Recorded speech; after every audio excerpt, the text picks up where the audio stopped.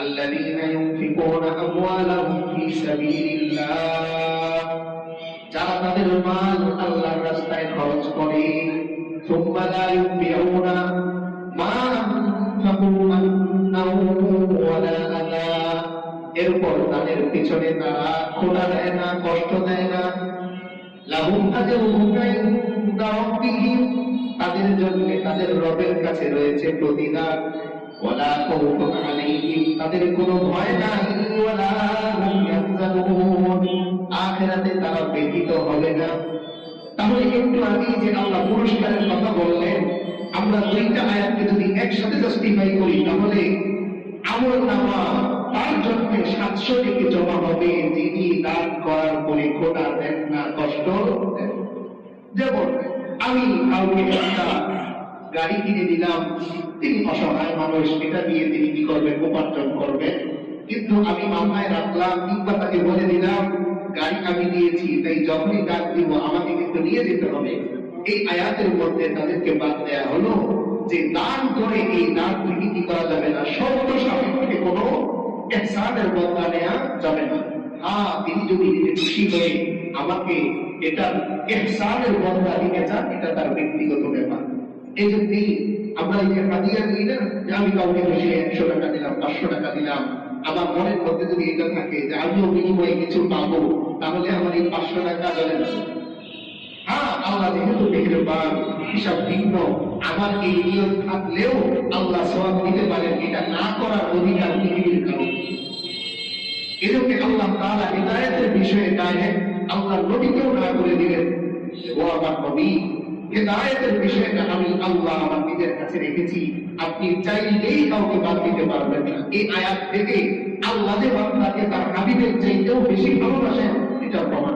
তার মানে আল্লাহ রাসূল সাল্লাল্লাহু আলাইহি ওয়াসাল্লাম তার সমস্ত উম্মতকে ভালোবাসেন না, কিন্তু এই আয়াত বোঝায় এর চাইতেও আরো বেশি ভালোবাসেন কে? আল্লাহ ভালোবাসেন। তো আল্লাহ তাআলা এই আয়াতের মধ্যে বলতেছেন, যারা নিজেদের মাল আল্লাহর রাস্তায় খরচ করে, এরপরে কষ্টও দেয় না, খোটাও দেয় না, তাদের জন্য প্রতিদান। এই আয়াত নাযিল হলো কখন? সেই তাবুক যুদ্ধের ক্ষেত্রে। পরপর দুইটা আয়াত। আল্লাহ রাসূল সাল্লাল্লাহু আলাইহি ওয়াসাল্লাম সবাই যখন নিজেদের মতো করে নিয়ে এসেছে, এখন আরো কিছু শর্ত আছে। আল্লাহ রাসূল সাল্লাল্লাহু আলাইহি ওয়াসাল্লাম ডান দিকে তাকিয়ে বললেন যে এদিক থেকে কেউ কি আছো আল্লাহর রাস্তায় কিছু সামানা দিবে? হযরত ওসমান রাদিয়াল্লাহু তাআলা বললেন, ইয়া রাসূলুল্লাহ, আমি দিব। তো তিনি বাম দিকে আবার তাকিয়ে জিজ্ঞেস করলেন, এদিক থেকে কি কেউ আছো যিনি নাকি এই যুদ্ধের জন্য সামানা দিবে? হযরত ওসমান রাদিয়াল্লাহু তাআলা বাম পাশে দিয়ে ওখানেও তিনি হাত তুললেন, ইয়া রাসূলুল্লাহ, আমি দিব। সামনে যখন তিনি তাকালেন, তখন তিনি হাত তুললেন, ইয়া রাসূলুল্লাহ, আমি দিব। এবার পিছনের দিকে ঘুরে আল্লাহ রাসূল সাল্লাল্লাহু আলাইহি ওয়াসাল্লাম জিজ্ঞেস করতেছেন, পিছনে কি কেউ আছেন যিনি আল্লাহর রাস্তায় কিছু সামানা দিবেন? হযরত ওসমান রাদিয়াল্লাহু তাআলা সেখানে উপস্থিত, তিনি বলতেন, ইয়া রাসূলুল্লাহ, আমি দিব। আল্লাহ রাসূল সাল্লাল্লাহু আলাইহি ওয়াসাল্লাম এই দৃশ্য দেখে অত্যন্ত খুশি হয়ে বললেন, ইয়া রাব্বি ওসমান, ক্বাদ রাদিতু আনহু, ও আমার আল্লাহ, ওসমানের প্রতি আমি সন্তুষ্ট হয়েছি, তাই আমি চাই আনহু, আপনি তার প্রতি সন্তুষ্ট হয়ে যান। আল্লাহ রাসূল সাল্লাল্লাহু আলাইহি ওয়াসাল্লাম এই দৃশ্য দেখে বলতেছেন, আল্লাহ, আমি আমার ওসমানের প্রতি সন্তুষ্ট, তাই আপনিও কি হন তার প্রতি সন্তুষ্ট হয়ে যান। তো তিনি 1000 জিন কোষ বিশিষ্ট ঘোড়ার মধ্যে, এই উটের মধ্যে জিন কোষ বসান, যেটাতে আরোহী বসে, এই জিন কোষ সহ সাজিয়ে তিনি 1000 উট দান করেন। কত? 1000 উট। আগে তো বাসা থেকে নিয়ে এসেছিলেন, এরপরে 1000 উট দান করলেন। পাশাপাশি 1000 দিনার, দিনার স্বর্ণ মুদ্রা, 1000 দিনার তিনি দান করলেন।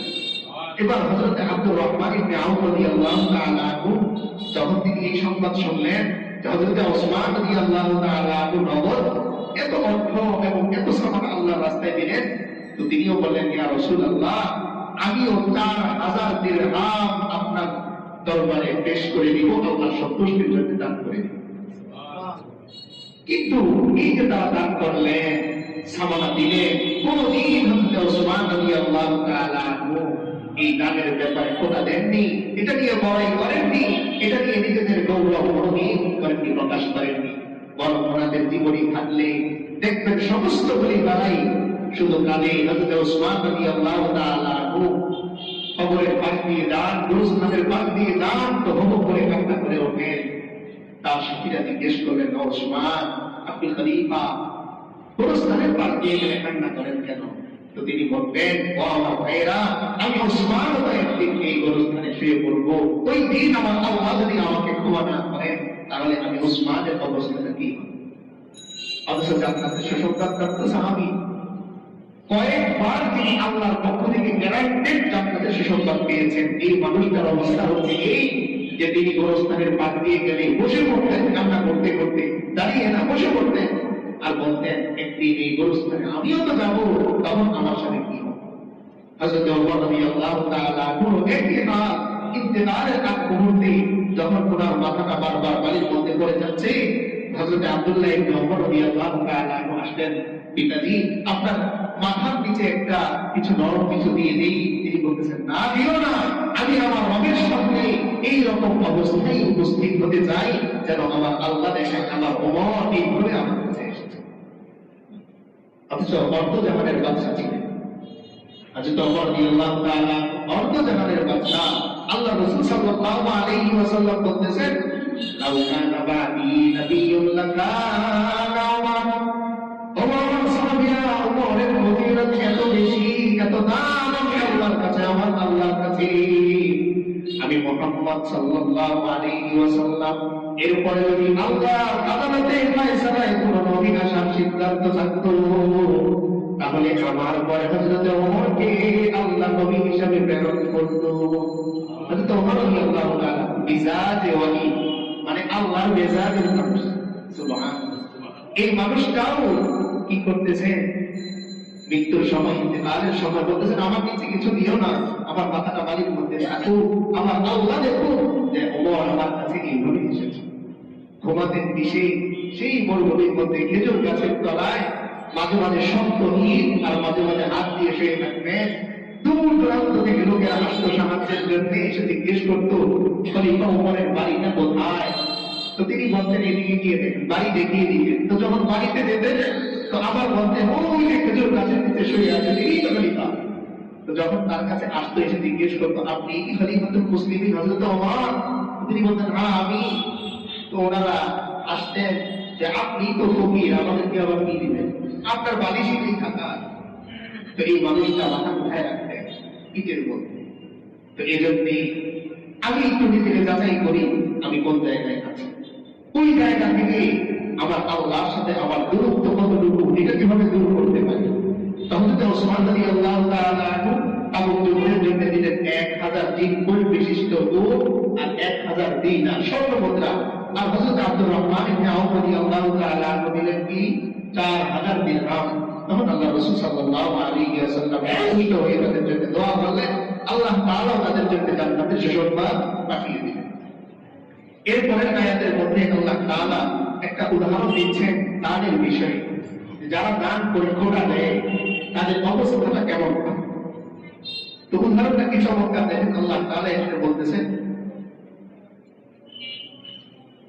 يا أيها الذين آمنوا لا تبطلوا صدقاتكم بالمن والأذى كالذي ينفق ماله رئاء الناس ولا يؤمن بالله واليوم الآخر। আল্লাহ বলতেছেন, ও ইমানদার বান্দা বান্দীরা, লা তুবতিলু, তোমরা বাতিল করো না, নষ্ট করো না, সাদাকাতিকুম, তোমাদের দানগুলো কিসের মাধ্যমে? বিল মান্নি ওয়াল আযা।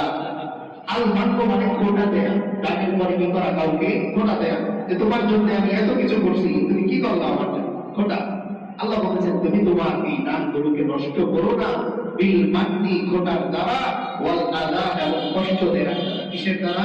খোটা এবং কষ্টের দ্বারা। তো আল্লাহ উদাহরণ দিতেছেন, যদি তুমি খোটা দাও কিংবা কষ্ট দাও তাহলে এটা কেমন হবে? আল্লাহই উদাহরণ দিতেছেন, কাল্লাযী ইউনফিকু মালাহু রিআআন নাস, তাহলে তুমি ওই ব্যক্তির মতন হয়ে যাবে যে তার মাল আল্লাহর রাস্তায় খরচ করেছে, কিন্তু ওয়ালা ইউমিনু বিল্লাহি ওয়াল ইয়াউমিল আখির, সে আল্লাহর প্রতি এবং আখিরাতের দিনের প্রতি ঈমান আনে নাই।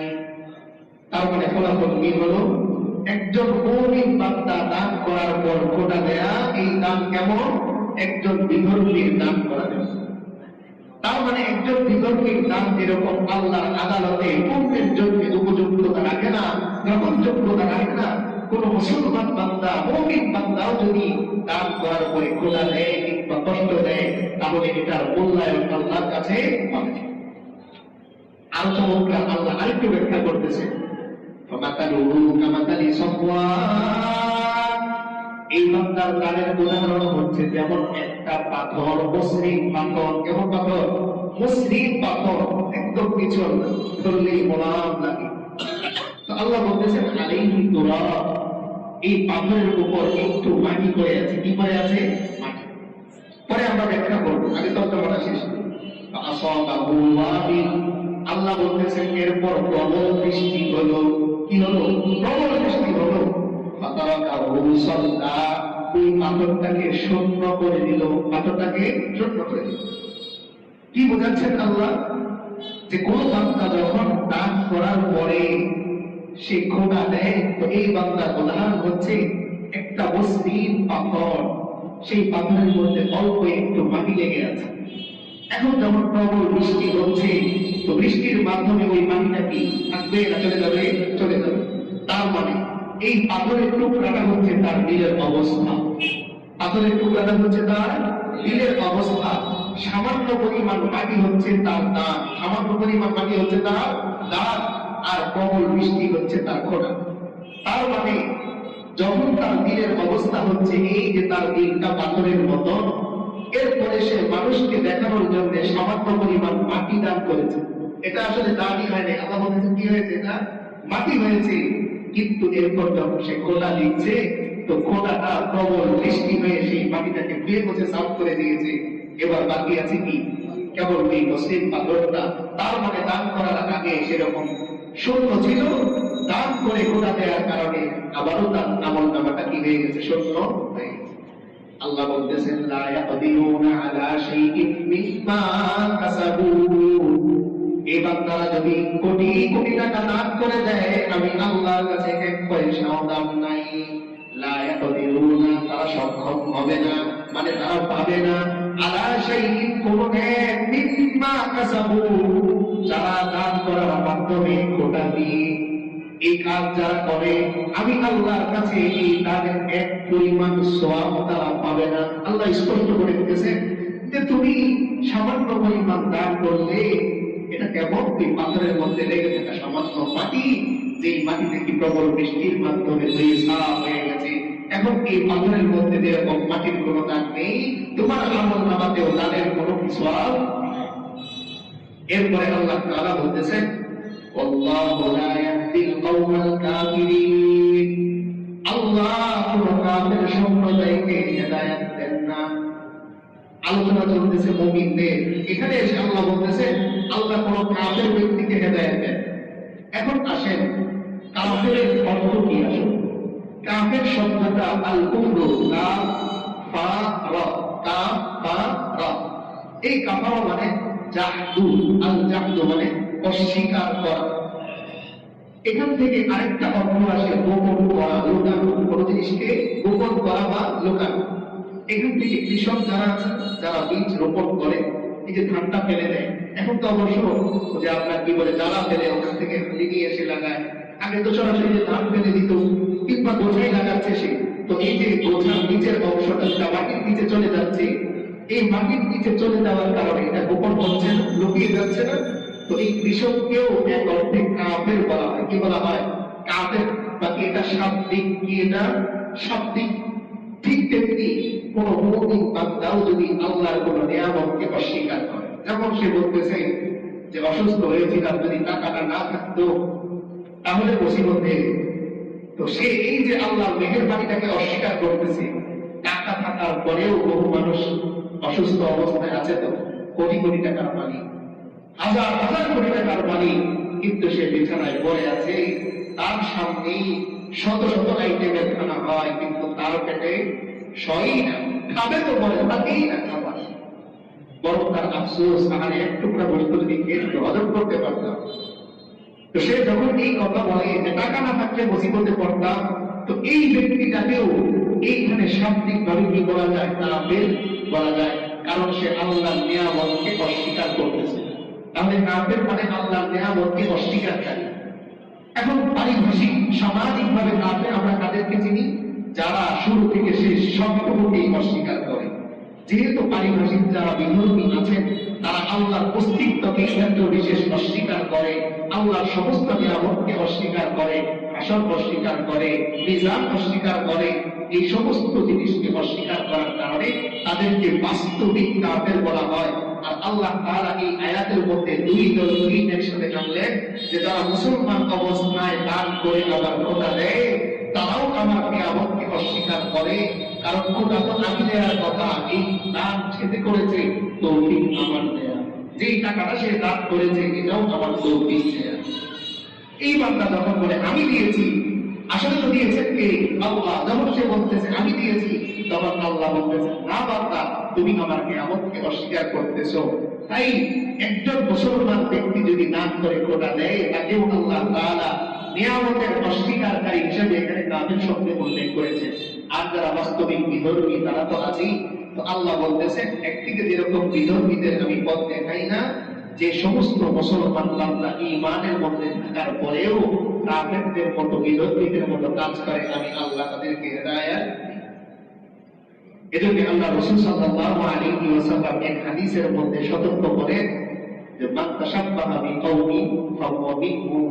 আমার কোন উম্মত যদি কোন বিধর্মীদের সাথে সামঞ্জস্যতা রেখে মিল রেখে পোশাক পরে চলাফেরা করে, তাহলে হাসরের ময়দানে আল্লাহ তাকে শাস্তি করবে। এখন আমি একটা টুপি পরলাম, এই টুপিটা কাকে উদ্দেশ্য করে করতেছি? যদি কোনো ব্যক্তি উদ্দেশ্য হয়, ধরেন সাধারণ কোনো জেনারেল মানুষ নামাজ পড়েন না, আমল করেন না, কিন্তু তার মাথার টুপিটা আমার কাছে ভালো লেগেছে, এখন আমি যদি বলতেছি তাকে সামনে রেখে, তাহলে হাসরের ময়দানে তাকিয়ে দেখবো উনি আমার সাথেই আছে, তারে আর খোদা রাখবে না, একই কথা। কিন্তু যদি আমি নিয়ম করি এই যে টুপি তার সুন্নাহ, আল্লাহ রাসূল সাল্লাল্লাহু আলাইহি ওয়াসাল্লামের সুন্নাহ, এই নিয়তে আমি পড়লাম, তাহলে হাসরের ময়দানে তাকিয়ে দেখবো আমার সামনে আল্লাহ রাসূল সাল্লাল্লাহু আলাইহি ওয়াসাল্লাম দাঁড়ানো আছে। সুবহানাল্লাহ। এজন্য আল্লাহ রাসূল সাল্লাল্লাহু আলাইহি ওয়াসাল্লাম উম্মতের জন্য বলে দিলেন ইন্নামাল আ'মালু বিন্নিয়াত, ও আমার উম্মতেরা সাবধান, তোমার সমস্ত আমল এন্ট্রি করা হয়, লিপিবদ্ধ করা হয় তোমার কলবের দিকে তাকিয়ে। কিসের দিকে তাকিয়ে? কলবের দিকে তাকিয়ে। অর্থাৎ আমি বাড়ি থেকে বের হলাম, কেউ মদিনায় যায়, মক্কায় যায়, অনেকে আছেন যে তার মনে মনে টার্গেট উমরাটাও করে আসলাম, পাশাপাশি কিছু সামান নিয়ে নিলাম, বিক্রি করে টাকাটাও উঠে নিয়ে এসে করলাম। আছে এরকম কেউ? কষ্ট নিয়ে আছে, আমার নিজের দেখা আছে এরকম যে ওনার উদ্দেশ্য উমরাটাও করলাম। অনেকে জর্দা নিয়ে যায়, আল্লাহ মাফ করে, এই জর্দা নিয়ে যায়, যৌবনে জর্দা অনেক ভালো দামে বিক্রি হয়, উমরার সময় ওদের সময় তো বিক্রি করে ভালো টাকা পাওয়া যাবে। তো আবার উমরাটা লেখা হবে কিন্তু জর্দার উপর। এজন্য আমি যাওয়ার সময় আমার নিয়তটা ঠিক করবো, আমি কেন যাচ্ছি। এজন্য নিয়ত যদি থাকে, পাক্কা নিয়ত যা আমি এই বছর হজে যাবই, এরপর আমি চেষ্টা করতেছি, কিন্তু ফ্লাইট আমি আর পেলাম না, টাকা আমার হলো না, তো সেখানে যারা লাভবাহী বলতেছে আমার আল্লাহ আমার লাভবাহী সেখানে উপস্থিত করে দিচ্ছে। একজন ফেরেশতা দিয়ে করিয়ে দিলেন যে অমুকের পক্ষ থেকে তুমি লাভবাহী করে দাও। আমার তো হজ দরকার, যাওয়া দরকার, দরকার কি আমার হজ দরকার, ওখানে যাওয়া দরকার না। আমার আল্লাহ যদি আমাকে না যাওয়ার সত্ত্বেও হজের সওয়াব দান করেন, সুবিধা আছে। এজন্য বাবার চেহারা দিকে কেউ যদি এক দৃষ্টিতে তাকায়, আল্লাহকে সন্তুষ্ট করার জন্য তাকায়, তাহলে কবুল হজের সওয়াব। তবে না, জায়গার শান্তি আলাদা, জায়গার শান্তি আলাদা। যেমন আপনি ঘরের মধ্যে মসজিদ বানিয়ে নামাজ পড়লেন আর মসজিদে দিয়ে নামাজ পড়লেন, দুইটার স্বাদ আলাদা। বাড়িতে আপনি হোমমেড খুব ভালো ভালো গোস্ত রান্না করেছেন, এটা ওই 5 স্টার হোটেলে যে খেয়ে এসেছেন এটার মতো হবে না। ওই জায়গা আপনি পরিশ্রম করে বানালেও সেটার মতো তৃপ্তি থাকবে আবার বানাবো, কিন্তু জায়গা আলাদা কি আছে, কদর আছে।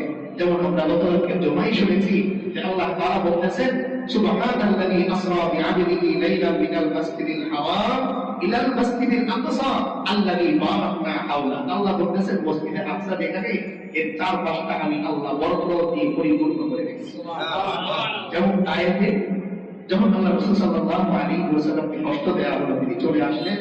পরবর্তীতে সেই আয়াতের মধ্যে ফসল হচ্ছে, কোনো কিছু হচ্ছে না আল্লাহর পক্ষ থেকে। তখন তারা যখন অভিযোগ করলেন, তখন আল্লাহ রাসূল সাল্লাল্লাহু আলাইহি ওয়াসাল্লাম দোয়া করলেন, আল্লাহ আপনি এই আয়াতবাসীর উপর বরকত দেন, এই জমিতে আপনি বরকত দেন। এখন বর্তমানে পুরো পৃথিবীতে যত বেশি উর্বর মাটি আছে, এর মধ্যে অন্যতম উর্বর মাটিগুলো আয়াতের মধ্যে হয়। আল্লাহ তাআলা তার রাসূলের দোয়ার বরকতে ওই জায়গাটা কি করে দিয়েছেন, বরকতময় করে দিয়েছেন।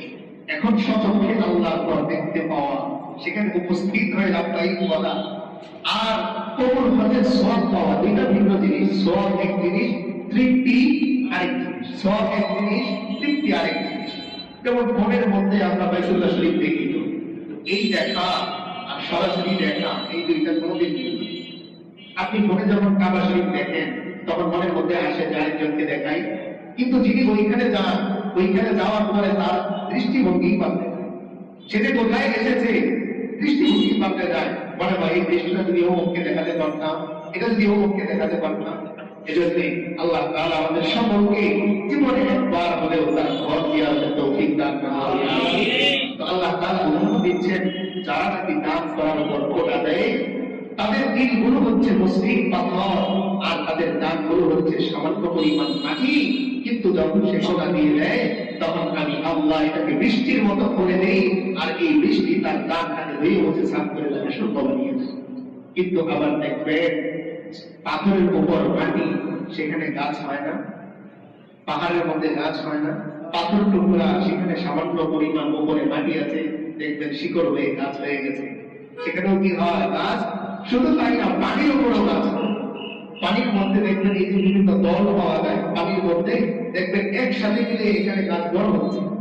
তো আল্লাহ চাইলে হয়, যদি আমি আমার দানের মধ্যে খোটা না দিই, তো এই আয়াত থেকে বোঝা যায় এই পাথরের উপর থাকা মাটিটার মধ্যে আল্লাহ তাআলা একটা গাছ রোপণ করে দিবেন, আর এই গাছের মধ্যে থাকবে 7টা শীষ, এক এক শীষের মধ্যে থাকবে 100 করে নেকি। তার মানে আমার 1 টাকায় হয়ে যাবে 700। কত? 700। আল্লাহ তাআলা আমাদের সকলকে আল্লাহর সন্তুষ্টির জন্য আল্লাহর রাস্তায় দান করার তৌফিক দান করেন। সকলেই বলি আমিন। ওয়া আখিরু দাওয়ানা আলহামদুলিল্লাহি রাব্বিল আলামিন।